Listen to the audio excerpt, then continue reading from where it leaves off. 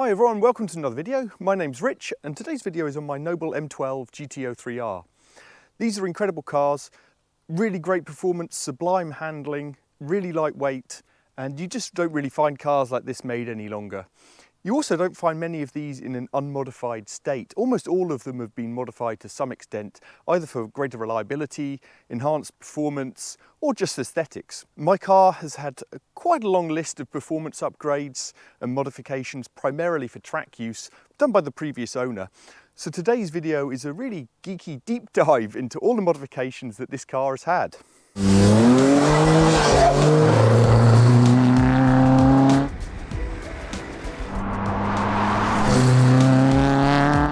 So as I said, this is a Noble M12 GTO 3R, the third iteration of the M12 GTO. That started in around 2000, 2001 with the GTO, 2.5 litre Ford Duratec twin turbocharged engine. A year or so later, the GTO 3 came out, which moved to the 3 litre twin turbo V6. That moved horsepower to around 350 versus 300.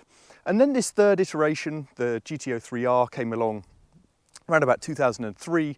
One of the major differences was the low drag front clam on the 3R, in particular the faired in headlights, which are a distinguishing feature of the 3R versus previous iterations of the M12 GTO. It kept the 3 litre twin turbo V6, it had a 6-speed gearbox versus a 5-speed in the original GTO, it had a track day sump, a limited slip diff, and they were all built on the same steel space frame chassis and double clam GRP body. I won't go into detail about the full original specification and history of the car. You can actually see a bit more detail about that in my original review video on my channel, so please do check that out if you're interested. But today's video, let's get on with the modifications of this car. We'll start with the external modifications, move inside to the interior, and then we'll lift the clams up and have a look at the engine, drivetrain, other ancillary modifications that this car's had. So first off, we're going to start with the external modifications and some pretty obvious ones. So first of all, this may look like an original Noble kind of silvery grey colour that they did. In fact, it's been fully resprayed in a Lotus silver colour. And then obviously it's got these decals on, so the stripes, not something I would necessarily choose to do myself, but I actually really like it. You can see they go all the way over the roof to the back of the car, and obviously over the wing, we'll come to that later. Also these Union Jack decals, not original. I think these are a really nice addition. I've had lots of comments about how people like them. I think they really go well with this car. Interestingly, the grey and orange combination seems to be one I'm inadvertently drawn to. My GBS Zero has the same colours. So we've also got a carbon fibre front splitter on this car, an aftermarket addition over the standard one. Aftermarket wheels as well. These are Image 3-piece split rims. I'm always slightly divided about cars with black wheels. I think they look good with the overall aesthetic of this car. I know they're an acquired taste for some people who still prefer silver. So moving back, we've got these additional side scoops. These were standard on the M400, which was the track-focused version of the M12, which came out just after the 3R. This has had them put on. I think, again, a great addition to the car. I think the previous owner many years ago put them on for aesthetic reasons, but I guess they do funnel more air into the engine bay. Anyway, a nice addition there. So one of the first things you'll notice is only 4 wheel nuts. Quite unusual on cars these days.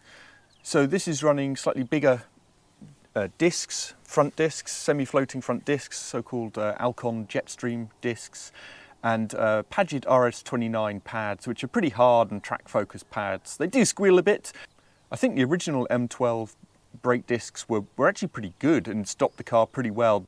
But these are better, of course, for track work, etc.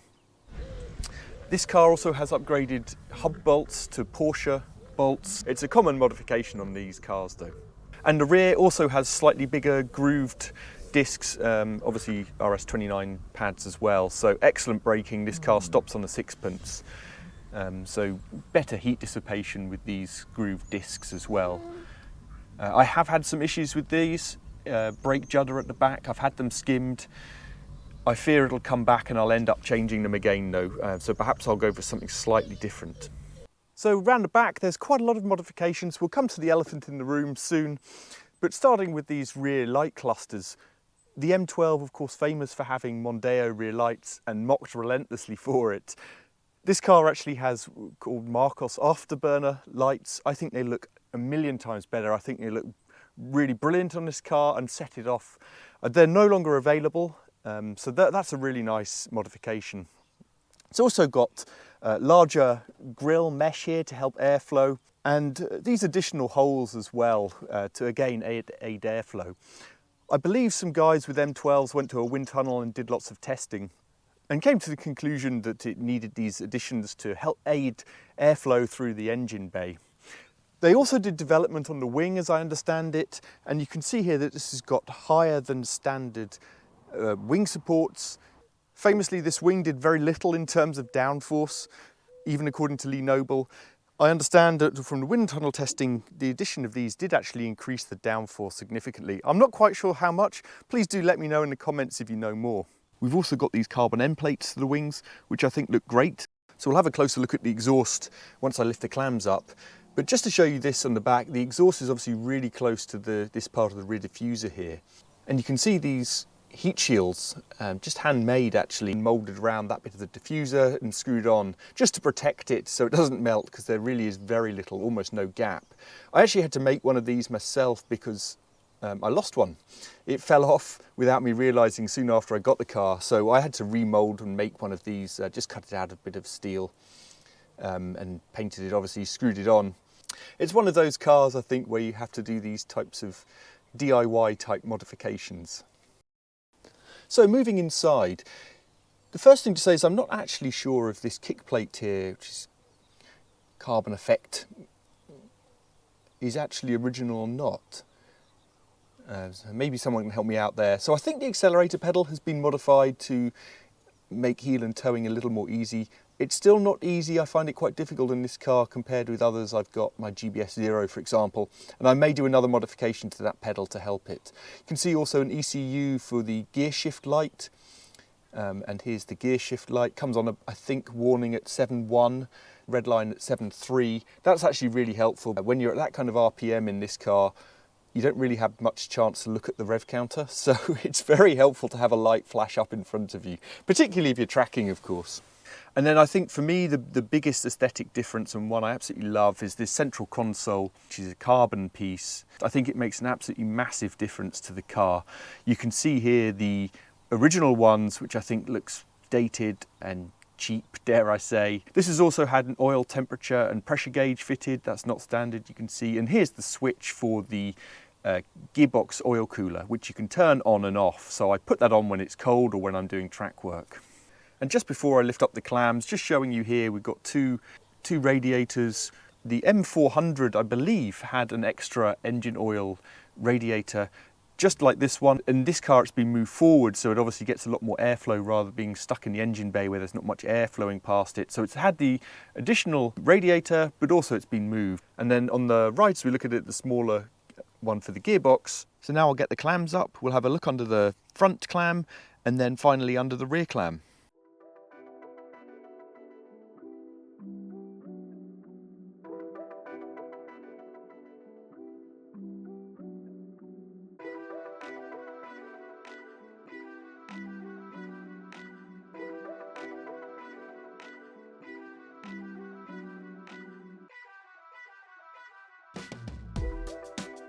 So now we've got the clams up. First thing you can see is this carbon drip tray under the windscreen. So this protects the electrics under here.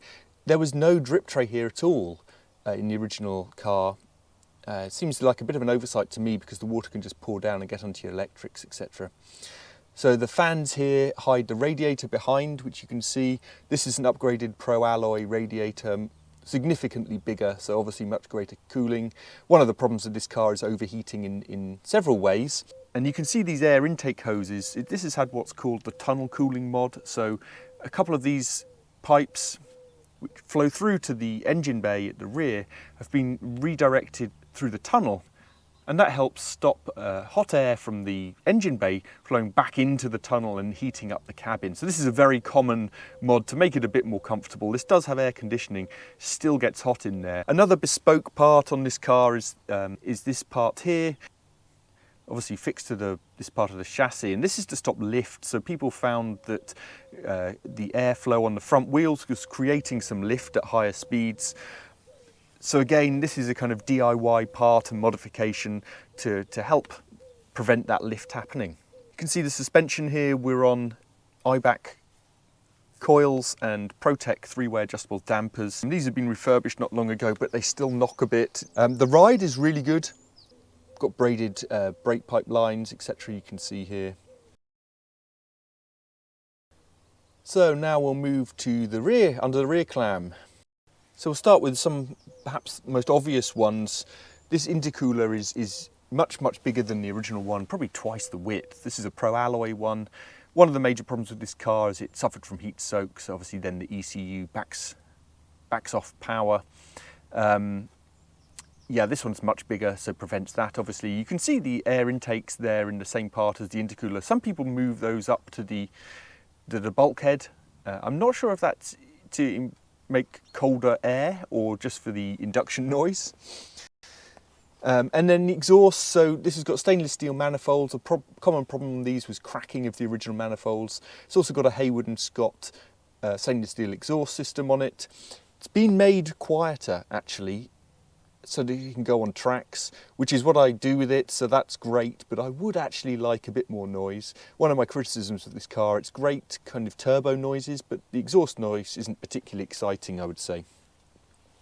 It's also got this Pro Alloy header tank. I think the original was prone to cracking, so this is obviously much better. It also allows the hard pipe kit, again Pro Alloy hard pipe kit. You know, greater reliability here and smoother airflow over the original hoses as well. It's got ACT silicone cooling pipes everywhere. So another Pro Alloy part here. It's oil breather, catch can. This contains the oil vapor mix, separates the oil, sends it back to the sump. I think the original part rusts. It also stops you getting any oil in the engine bay, of course. And you can see this weird part, this weird header tank on the original car. So here, one of the criticisms of the original car was a bit of a difficult, tricky, clunky gear change.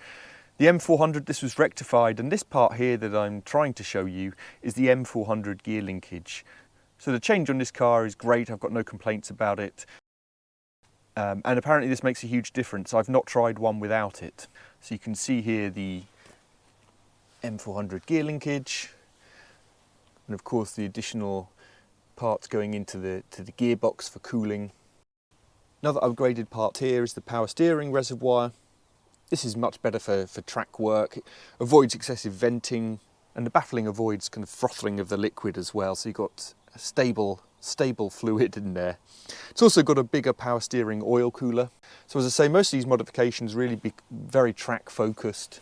The previous owner did quite a lot of track work, and I do several a year. It's just showing you now while I'm here the battery and how difficult this is to access. It actually drops through a hole in the floor, believe it or not. You have to take off a wheel, jack up, take off a wheel, take off a panel. Had to do it recently, it's not pleasant. So this has got a conditioner actually wired in to the battery, conditioner port, sorry, so you can just plug in, which is really great. And then just going in under the intercooler, you can see this forge actuator, turbo actuator, another upgraded part. I actually recently had the spring changed to a stiffer spring, so I think this came with a green spring, maybe now purple. It allows higher boost pressure. I think standard was 0.7 bar, now running about 0.9 bar. And then another common change on these cars was an upgraded fuel pump. I believe the original fuel pump's probably all right for standard power levels, but if you start modifying, you need an upgraded fuel pump. So this has got a Bosch 44 fuel pump and wiring upgrade. There are also quite a few modifications on this car which I can't show you for obvious reasons. Maybe we start with the gearbox. This has had a strengthened shot-peened gearbox, so all the gears strengthened. It is a weak point of the car, particularly when you hike power and torque and when you do a lot of track days. One of the problems is also that the fifth gear, I think, can sometimes spin on the shaft. I think that's happened to this car in the past. It's been rebuilt. It's now got the fifth gear cog pinned to the shaft. That seems to be holding up all right, so let's hope it does with more track days. Additionally, there's a plastic shift fork, I think, in the gearbox, which is a bit of a weak point as well. I've actually experienced that in another M12 that I drove, where it was very difficult to get into fifth gear. So that's been rectified and an upgraded part there on this car. This car also has an upgraded clutch, so a Helix 6-paddle clutch. Quite easy, I think, to melt the original clutches if you have very high torque, obviously, and do lots of track days. I've heard mixed reviews about this clutch that I've got. I find it pretty good. It doesn't make any undue noise. It does take up pretty quickly, so very slightly grabby. Once you're up and running, it's really nice. It works well. And then engine modifications that this has also had done. So I'm no expert on this, so please do correct me if I'm wrong, but my understanding is that the original M12 GTO 3 and 3R actually had a slight timing change by changing the chains one tooth. And that was because I think there was valve bounce at higher RPM. And so I think that was safe for the drivetrain, but also resulted in it being slightly flat over 6,000 RPM. I think the M400 actually had stiffer valve springs, and therefore they were able to go back to the original timing, and it held on then to power higher up the rev range. This has then had this timing mod and stiffer valve springs, which I think are pretty much essential if you're going over kind of 400 horsepower or something on these engines. So that's got that. Consequently, there's no problem with valve bounce, but also it really hangs onto those revs superbly well. I mean, it revs out all the way to kind of over 7,000 RPM. And that brings me on to the remap this has had done. So that was done by Noble Motorsports, actually no relation to Lee Noble, but the company that I think built the original engines for Nobles. So this car is running, I think, dynoed at 428 horsepower. And only 360 pound-foot of torque. So if you look at the curve on my dyno printout, it's pretty much straight. So this drives almost kind of naturally aspirated in its feel. A lot of these cars are running about 400 pound-foot versus my 360 with pretty similar modifications. But what you'll see is a much steeper torque curve and really high mid-range boost, whereas this is effectively smoothed off. I like it because it's partly because it's more controllable for a driver of limited skill like me. It's more manageable, it drives really nicely, smoothly, pulls all the way up to 7,300, I think the red line is set at. And so I'm sure with this setup you could go for higher boost. Now some people will say it's more exciting, you get that additional shove in the back with 400 foot-pound versus 360 in the mid-range, and that's definitely true. I don't think this lacks shove in the mid-range. It's still, when it comes on boost, it flies. So it's good for me. I think it works for me. I quite like the feel. I've had really high boosted cars. My E63 AMG, for example, that was 750 pound-foot. So you definitely feel the shove in the back then. It's not quite like that, but for me, my driving style, I like it like this. And that remap's running 0.9 bar of boost. I think the original standard was 0.7 bar. And we've already talked about the forge actuator and stiffer springs that allow that extra boost pressure. I hope you enjoyed my overview of all the modifications on this car. I'll be doing more videos very soon on this car and others that I own. I've actually owned this car for around about a year or so now, and I thought that was a good opportunity to do a compare and contrast with how I feel about this car, how much I enjoy it now versus my initial review video in the middle of last year. And really ask the questions, do I still love it as much, and will I be keeping it longer term? That video is coming in a few weeks with lots of gratuitous driving shots, so please do subscribe and hit the bell icon if you don't want to miss that. And thank you very much for watching.